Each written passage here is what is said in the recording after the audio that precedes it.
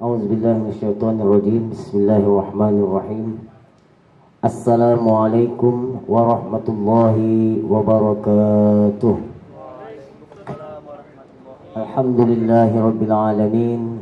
Salawatullahil barrir rahim wal malaikatil muqarrabin ala sayyidina wa azimina wa qurrati a'yunina Muhammadin Thahal amin wa ala alihi wa ashabihi wa man tabi'a sunnatahu ila yaumiddin. Allahumma la sahla illa ma ja'altahu sahla wa anta taj'alul hazna ya hayyu idha syi'ta sahla. Allahumma razuqna al-ikhlas fil niyyati wal qawli wal amal. Para ikhwan dan akhwat yang saya muliakan, pengurus harian Bagan Batu Hijrah serta stafnya, wabil khusus Sahibul Bait yang telah menyiapkan tempat untuk kita bisa melanjutkan rutinitas kajian kita Bagan Batu Hijrah. Semoga Allah Subhanahu wa taala senantiasa memberikan keistiqomahan kepada kita semua dalam berbuat kebaikan. Rasulullah sallallahu alaihi wasallam bersabda, "Man kharaja min baitihi fi talabil ilmi fa huwa fi sabilillahi hatta yarji'a." Orang yang keluar dari rumahnya dengan niat untuk belajar ilmu agama, maka orang tersebut dicatat sebagai fi sabilillah sampai dia kembali ke rumahnya nanti. Dalam hadis lain juga Nabi bersabda kepada salah seorang sahabatnya namanya Abu Dzar Al-Ghifari, "Wahai Abu Dzar, lan taqdua fatata'allama baban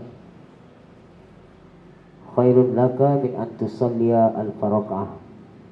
Wa fi riwayatin mi'ata raq'ah.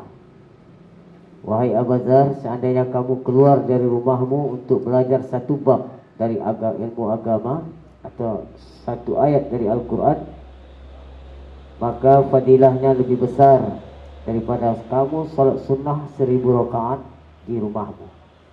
Ini semuanya baru kita raih apabila dengan niat yang ikhlas semata-mata mengharap ridho Allah Subhanahu wa taala. Maka kembali kami ingatkan kepada ikhwan dan akhwat, sama-sama kita meluruskan niat ketika menghadiri majlis ilmu semata-mata mengharap ridho Allah Subhanahu wa taala. Para ikhwan dan akhwat, insyaallah sore ini kita masih melanjutkan sedikit tentang hal-hal yang berkaitan dengan as-shadaq atau mas kawin atau mahar dalam bab nikah. Kemarin sudah dijelaskan bahwa mahar itu apa? As-shadaq, kalau dalam bahasa Arab disebut as-shadaq. Banyak istilah ya di dalam Al-Quran, juga di dalam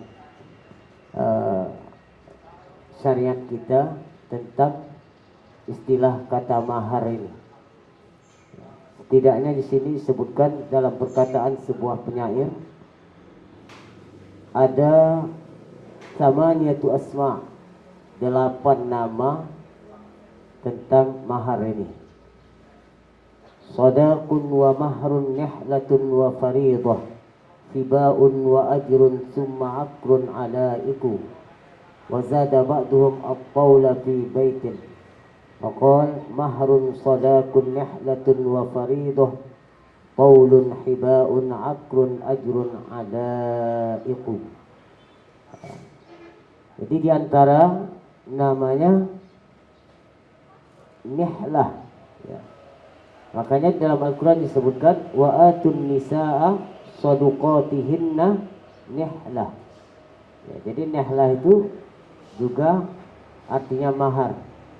Ada juga yang mengartikan hadiah ya. Nah ini istilah-istilah ya. Juga dalam Al-Quran disebutkan ajrun ya.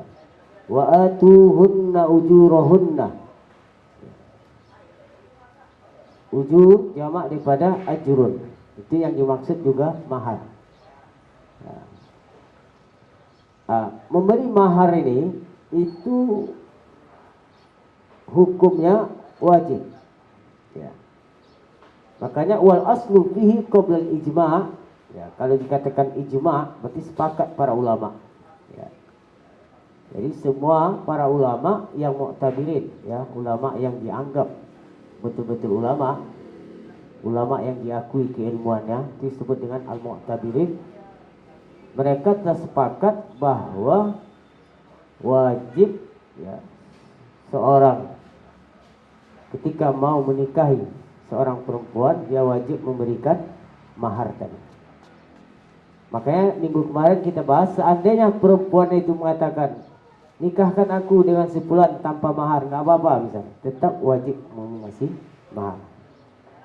Seandainya ada seorang perempuan, ya, karena dia sangat cinta sekali sama laki-laki itu, sehingga dia katakan pada ayahnya, nikahkan aku dengan si fulan, ya, bila mahrim, tanpa mahar, tetap harus wajib dikasih mahar. Nah itu. Makanya definisi mahar itu apa? As-sadaqu lughatan ma wajaba binikahin. Itu secara bahasa. Secara bahasa mahar itu apa? Ma wajaba. Ma di sini dalam nahunya isim mausul yang artinya apa? Mahar itu adalah harta yang wajib, ya, ma wajaba binikahin, diberikan, ya, karena sebab nikah. Binikahin, ba di sini ba sababiyah. Jadi harta yang wajib diberikan karena sebab nikah. Nah, itu definisi mahar secara bahasa.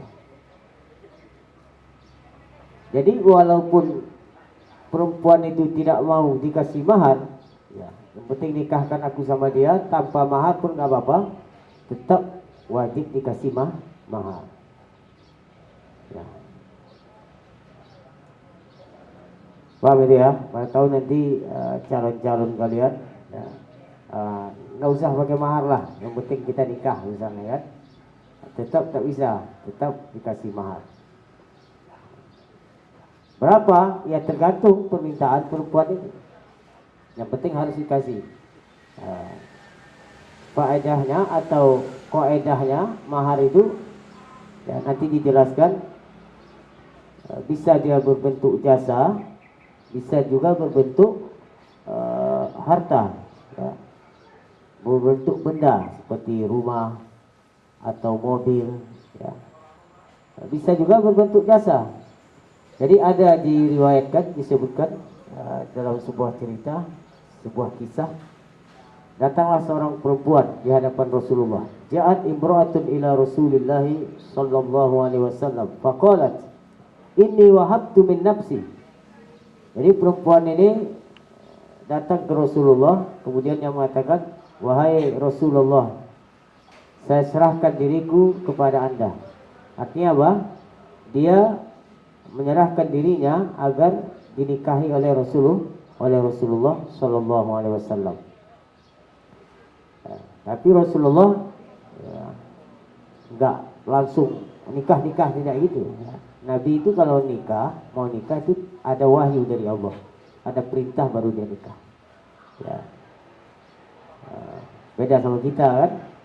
Kita kalau ada perempuan datang gitu, apalagi perempuannya cantik, nggak ada ke basa-basi lagi kan. Nah ini Rasulullah waktu itu dia diam aja, karena kalau dia tolak nanti menjaga perasaan perempuan, ya kan. Singkat ceritanya disebutkan di sini, ada di majlis Rasul itu seorang laki-laki, berdirilah laki-laki ini. Faqala rajulun zawwijniha, ya Rasulullah, nikahkan saja dia sama saya, kata si laki-laki ini. Illam yakun laka biha hajah. Faqala alaihi salatu wassalam, maka Nabi berkata, ya, kepada laki-laki tadi, hal indaka min syai' tusdiquha, apakah kamu memiliki sesuatu untuk ngasihnya sebagai mahar? Qala ma indi illa izari, saya enggak punya apa-apa ya Rasulullah, kecuali sarung ini ya, kecuali yang ibaratnya pakaian dia pakai saja. Berarti laki-laki ini miskin ya. Terus faqala in a'taitaha iyyahu jalasta la izara lak faltamis syai'an, kalau pakaian kau kasih ke dia, nanti kamu gak pakai pakaian lagi. Iya kan? Nah, ini kan parah betul ini kan. Ini artinya apa? Walaupun separah itu harus dikasih mahar. Walaupun perempuan tadi bilang wahabtu min nafsi, dia sudah serahkan dirinya. Ya, bahasa kitanya walaupun nggak pakai mahar, yang penting dia dinikahi gitu. Maka Nabi katakan wal tamisyat, carilah sesuatu ya. Jangan pakai mugokasi, nanti kau nggak ada pakaian ya. Pergilah dan cari sesuatu ya. Faqala ma ajidu syai'an, tak ada ya Rasulullah ya. Faqala iltamis khataman min hadid, cobalah kau cari cincin dari besi. Itulah ada hadis katakan ya, carilah cincin, walau ya, kasihlah mahar itu sekalipun atau walaupun cincin terbuat dari besi. Kan cincin terbuat dari besi kan murah ya kan, bukan dari perak, dari besi, tapi ada harganya ya. Karena mahar itu sah dijadikan mahar, syaratnya salah satu yang ada harganya. Kalau yang nggak ada berharga, yang ada manfaatnya juga nggak sah ya. Apa misalnya? Apa yang nggak ada harganya? Batu kerikil ya, satu, ada harganya nggak? Ya, pokoknya sesuatu yang nggak berharga ya nggak sah. Sesuatu yang berharga. Ini cincin besi ini murah tapi ada harganya. Ya, ada harganya. Maka Nabi suruh ya, iltamis khataman min hadid, falam yajid, juga nggak dapat yang jarinya. Cincin dari besi pun tak ada.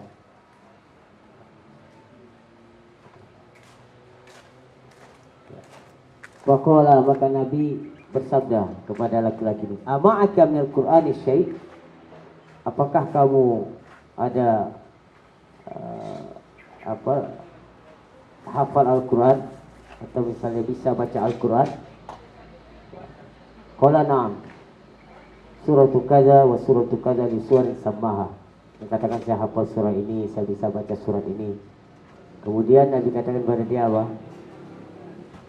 Faqal qad zawwajtukaha bima ma'aka minal Qur'an, artinya maharnya mengajarkan perempuan itu membaca Al-Quran atau membaca surah-surah tertentu yang dia hafal tadi. Nah, ini artinya apa?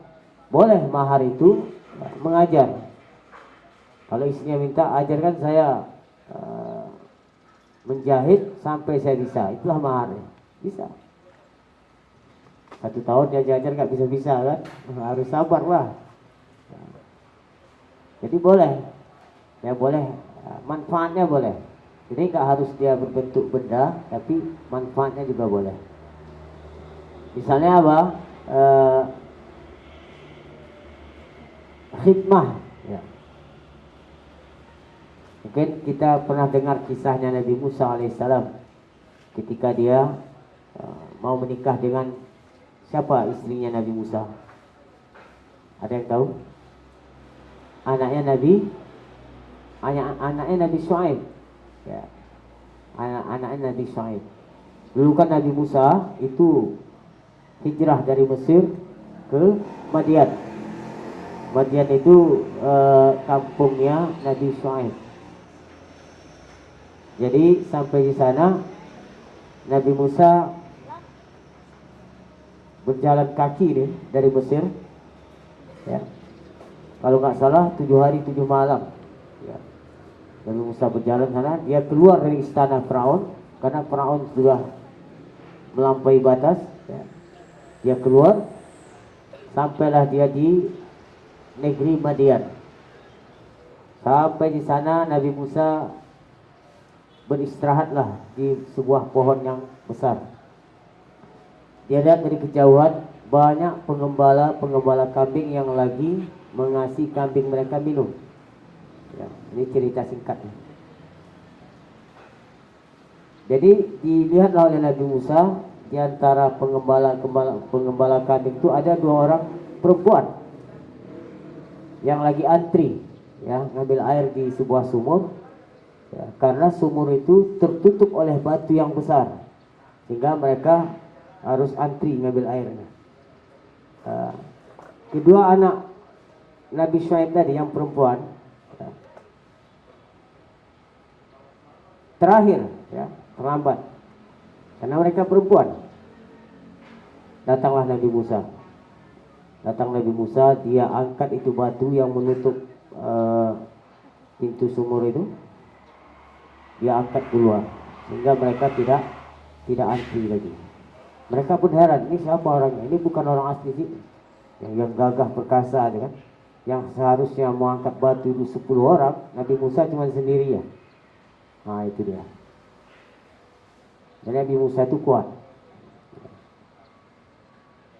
Makanya pernah terjadi berkelahi di istana Firaun itu, suku Kiptinya suku Firaun dan Bani Israel. Ya, dalam Al-Quran disebutkan Nabi Musa cuma apa? Rokazahu, ya, itu mati suku Kipti ini, cuma diginikan aja. Itu kuatnya Nabi Musa. Ada ceritanya itu dalam Al-Quran. Jadi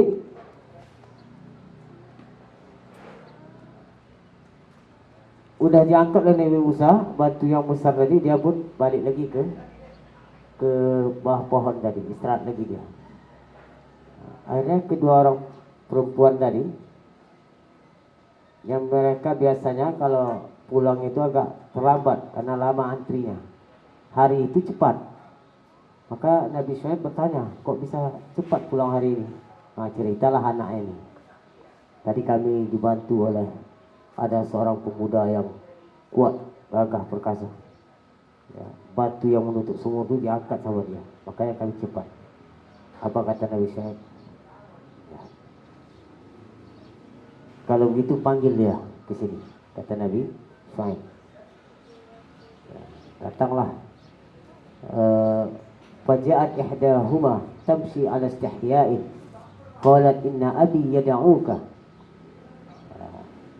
Datanglah salah satu putrinya Nabi Syuaib ini, dia katakan kepada Nabi Musa. Jadi faja'athu ihdahuma tamshi ala istihya. Jadi salah satu putri Nabi Syuaib itu mendatangi Nabi Musa ala istihya.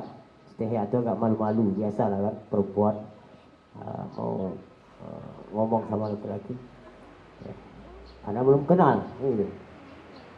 Qalat inna abi yad'uka. Bapak manggil. Kalau bahasa kita. Liyajziyaka ajra ma saqaita lana.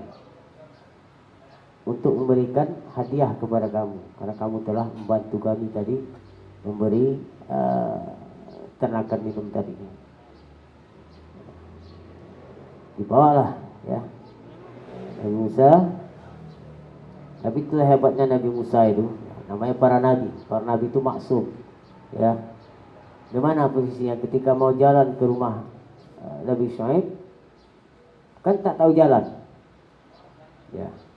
Bukan perempuan itu disuruhnya depan, tapi dia jalan di depan. Kenapa? Nanti kalau perempuan itu jalan depan, entah nanti angin tersingkap pakaiannya, entah tercium baunya. Makanya Nabi Musa dia berjalan di depan. Pokoknya nanti kasih kode aja. Kalau belok kiri kiri, kalau kanan kanan. Ada nggak laki-laki kayak gitu sekarang ini? Kalau ada itu luar biasa, ya kan? Jadi sampai singkat ceritanya, sampailah ke rumah. Ceritalah Nabi Musa kepada Nabi Syuaib. Falamma ja'ahu wa qassa 'alaihi al-qasas qala la takhaf najauta minal qaumidh dhalimin Jadi Nabi Musa cerita dengan Nabi Syuaib bahwa terjadi di istana begini, akhirnya saya keluar dari istana, kembali ke sini. Singkat ceritanya, apa kata Nabi Syuaib? La takhaf, jangan takut. Najauta minal qaumiz zalimin, kamu telah selamat dari kaum yang zalim, yang kafir, setelah Firaun dan pengikut-pengikutnya. Terus datang lagi putrinya Nabi Syuaib tadi. Qalat ihdahuma, kan tadi dan dua orang putri Nabi Syuaib. Ya abatis ta'jirhu, inna khaira man ista'jartal qawiyul amin. Kata salah seorang putri Nabi Syuaib, wahai ayah, kasihlah dia upah, ya. Karena orang yang ini, ya, sangat qawi, kuat, amin dan jujur.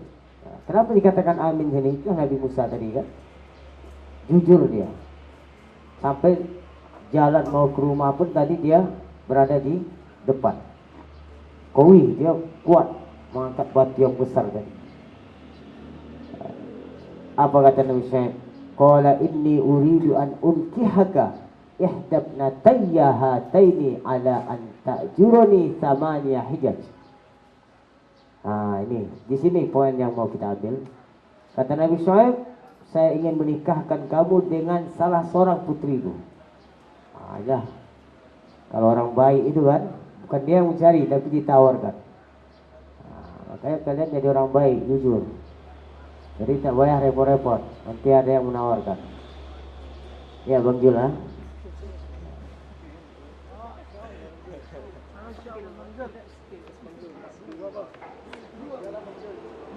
Bang Jul dah ada yang nawar?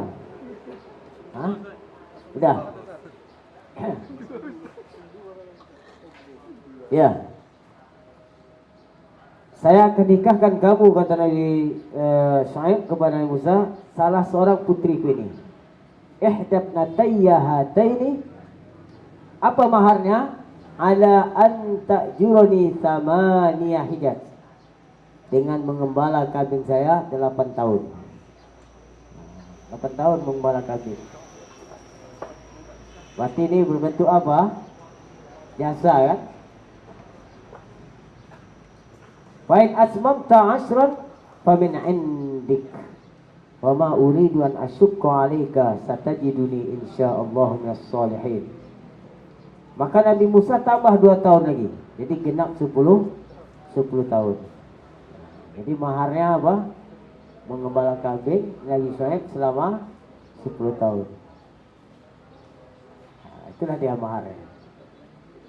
Jadi kalau seandainya dia minta, ajarkan aku, karena laki-laki ini dia ahli dalam menjahit misalkan, atau ahli dalam bangunan, atau ahli dalam suatu profesi tertentu, udah dia minta fotografer misalnya kan. Ajarkan aku sampai aku paham betul aja, baru itulah maharnya. Ya, bisa aja. Jadi itu akhwat ini ya. Jadi jangan melihat uang saja. Atau dia misalnya pandai baca Al-Quran. Ajarkan saya baca Al-Quran. Sampai saya bisa baca Al-Quran, itulah maharnya nanti. Bisa, tidak masalah.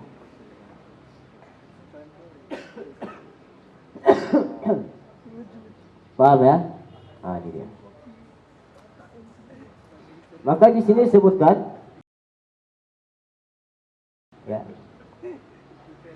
definisi mahar tadi apa? Ma wajaba bin nikah. Ya, harta yang wajib diberikan karena sebab nikah.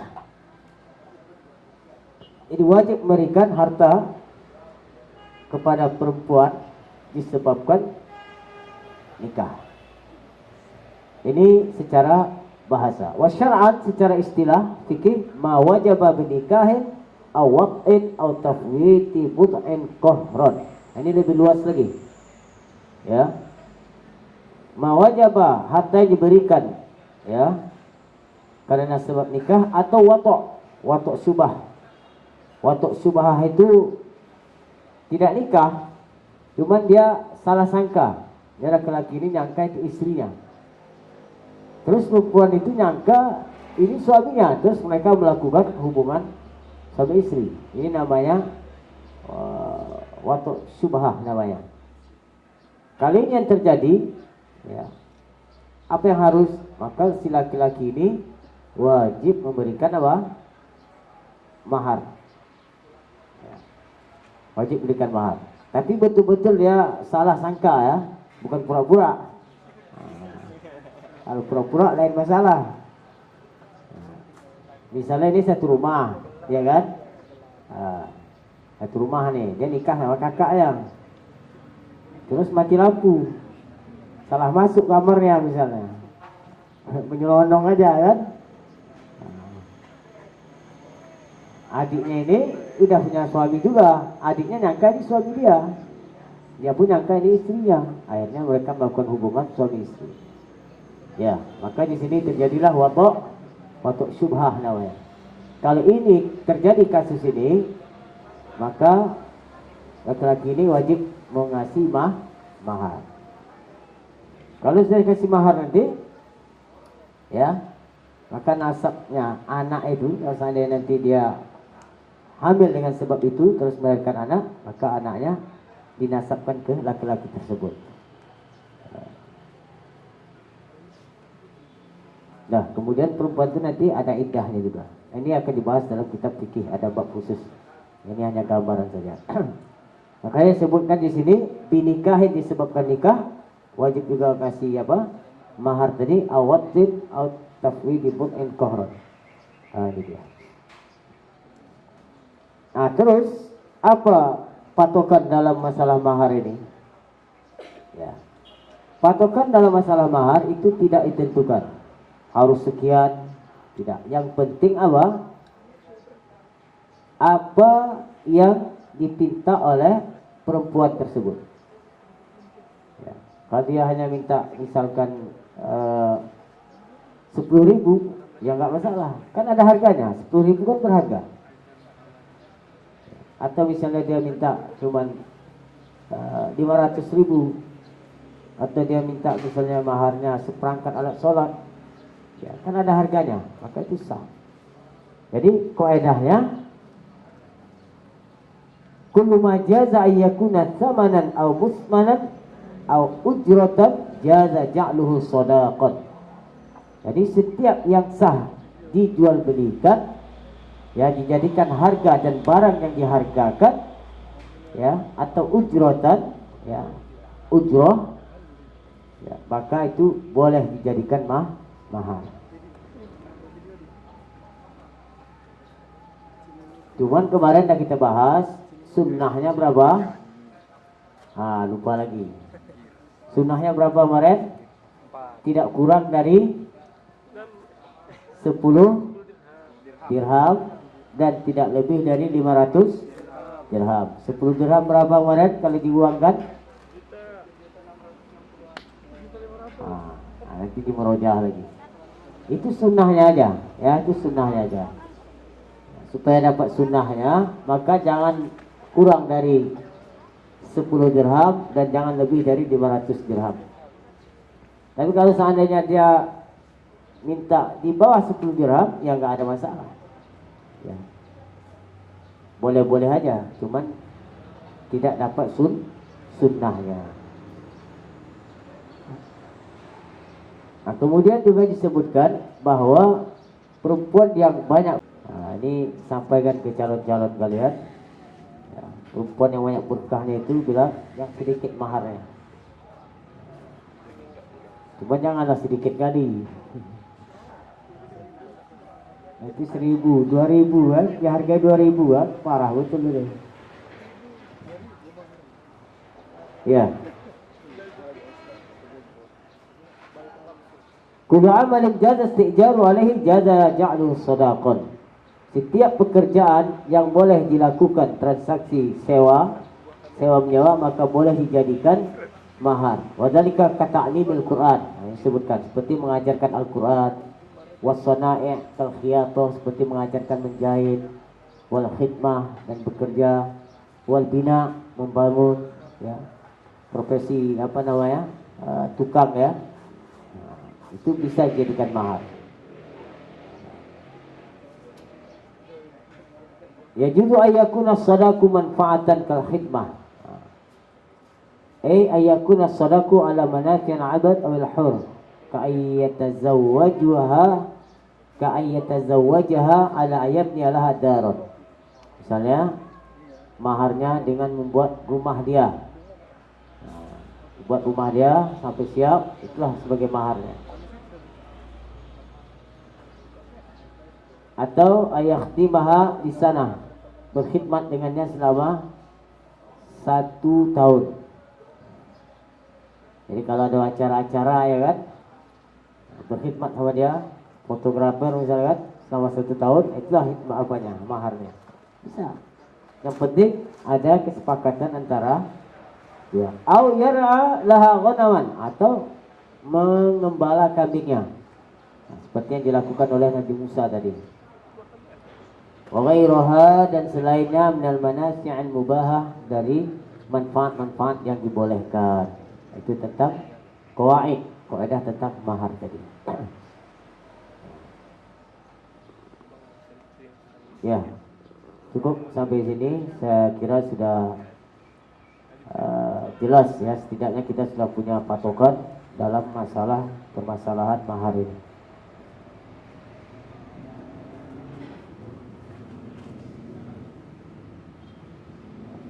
Ada pertanyaan sampai sini?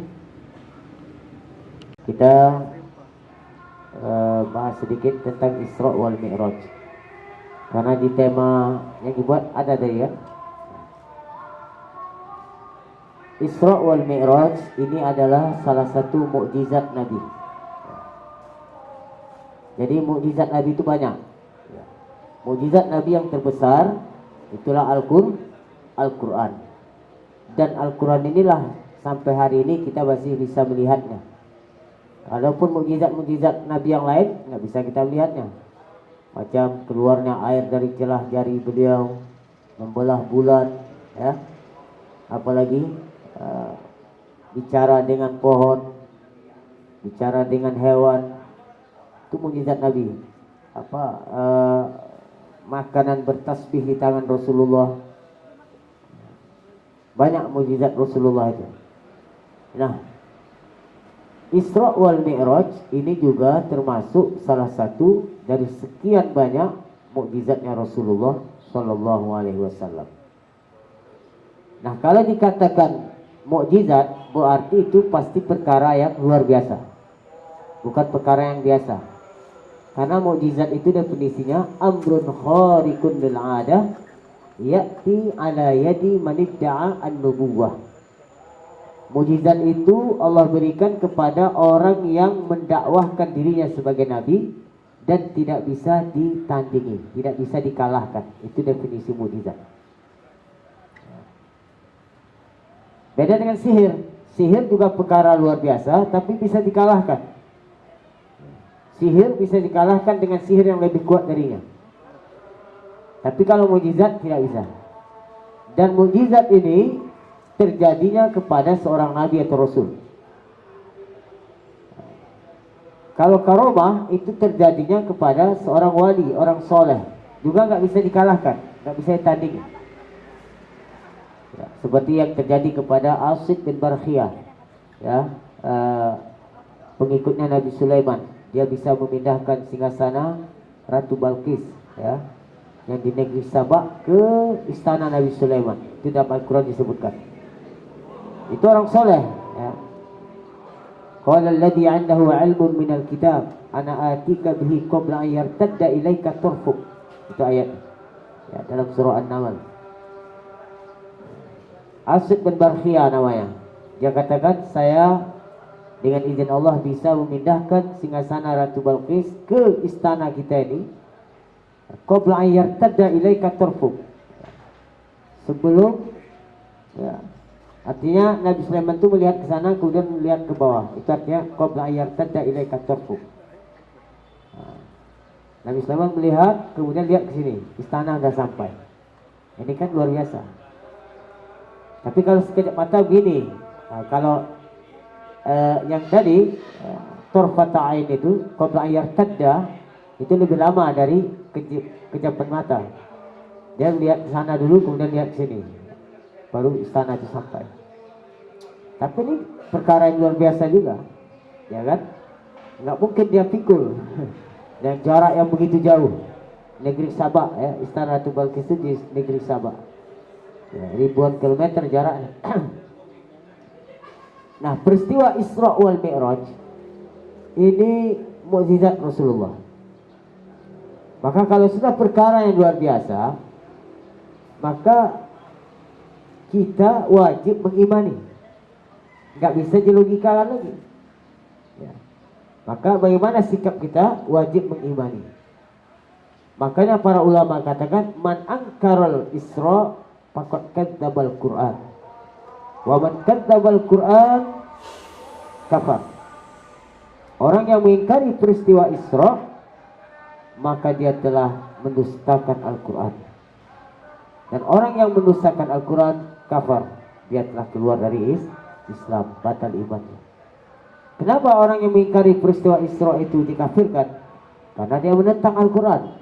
Karena jelas nas sharih dalam Al-Quran. Bahkan ada satu surat dalam Al-Quran yang mengatakan bahwa tentang peristiwa Isra wal Mi'raj. Di juz 15 itu, subhanalladzi asra bi'abdihi sampai akhir. Ini. Adapun Mi'raj, ya, dalil tentang Mi'raj di dalam Al-Quran secara sharih, secara jelas tidak disebutkan dalam Al-Quran. Tetapi ada dalam Al-Quran, tapi tidak secara sharih, tidak secara jelas. Tapi maknanya menunjukkan Mi'raj. Walaqad ra'ahu nazlatan ukhra 'inda sidratil muntaha 'indaha jannatul ma'wa. Ya, kalau nggak salah itu surah An-Najm. Ya. Walaqad ra'ahu nazlatan ukhra. Sungguh Rasulullah melihat malaikat Jibril yang kedua kalinya. 'Inda sidratil muntaha. Di mana? Di Sidratul Muntaha. Di mana Sidratul Muntaha itu? Sidratul Muntaha itu di langit ketujuh.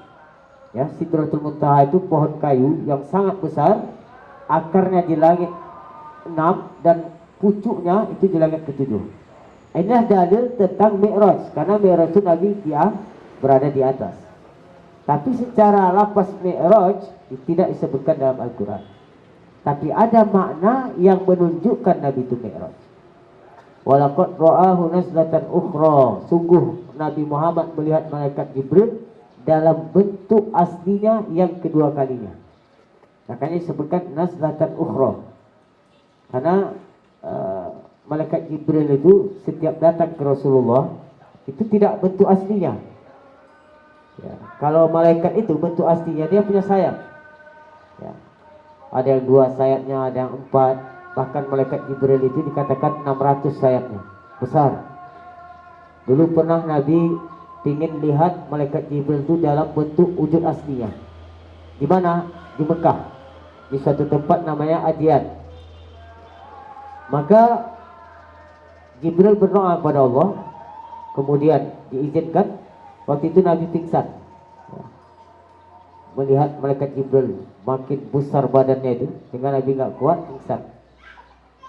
Nah, pada malam Mi'raj, Nabi melihat yang kedua kalinya, Nabi nggak pingsan lagi karena sudah pernah melihat. Itulah maksud ayat itu, walaqad ra'ahu nazlatan ukhra 'inda sidratil muntaha 'indaha jannatul ma'wa. Itu malaikat Jibril. Ini dalil tentang Mi'raj. Ada dalam hadis, ada dalil tentang Mi'raj itu yang sharih, yang jelas, tapi dalam Al-Quran secara maknanya.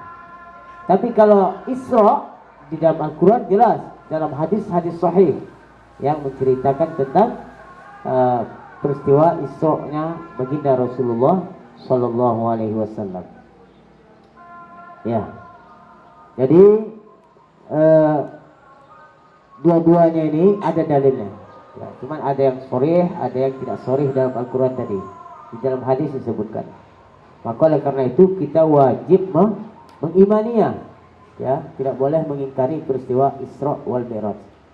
Kalau dibawa logika, ya kalau logika yang main pasti nggak nerima. Masa perjalanan yang begitu jauh hanya ditempuh dalam waktu yang singkat. Tapi ini bukan logika, tapi keimanan. Ya, karena dijelaskan dalam Al-Quran dan kita wajib mengimani, dan ini adalah mukjizat. Mukjizat itu perkara yang luar biasa. Paham itu ya? Nah, terus apa tujuan Isra wal Mi'raj? Sebenarnya tujuan Isra dan Mi'raj itu di ujung ayat itu sudah disebutkan. Linuriyahu min ayatina, itulah tujuan Isra Mi'raj. Untuk kami tunjukkan kepada baginda Rasul sebahagian ya dari tanda-tanda kebesaran ciptaan kami, kata Allah. Linuriyahu min ayatina,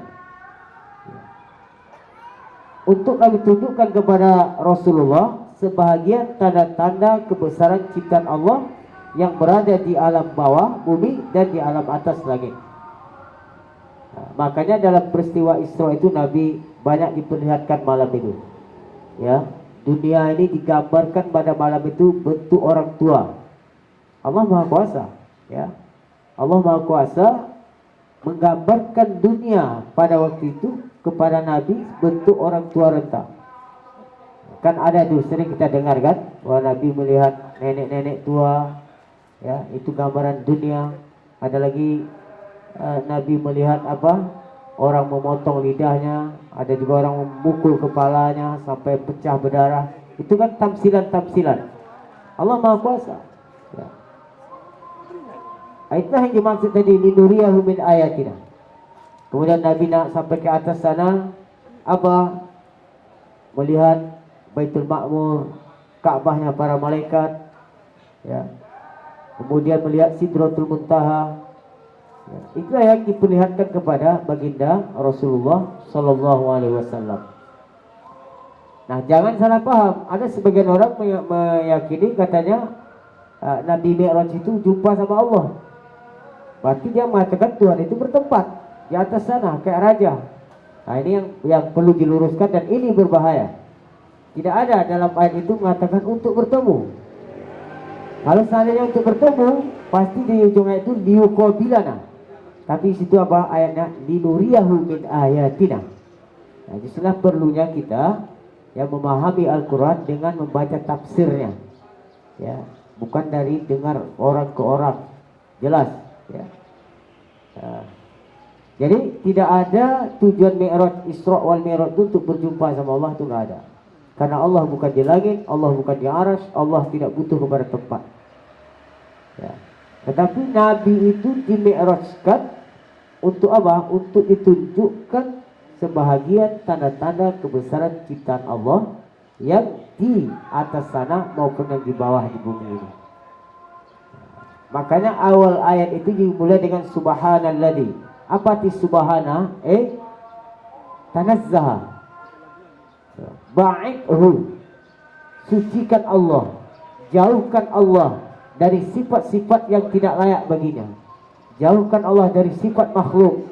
Duduk, bertempat, butuh kepada arah, berada di suatu arah, itu semua sifat makhluk. Ya, dan itu tidak layak bagi Allah Subhanahu wa Ta'ala. Nah, ini yang harus kita pahami. Terus bagaimana Nabi dapat perintah solat 5 waktu itu?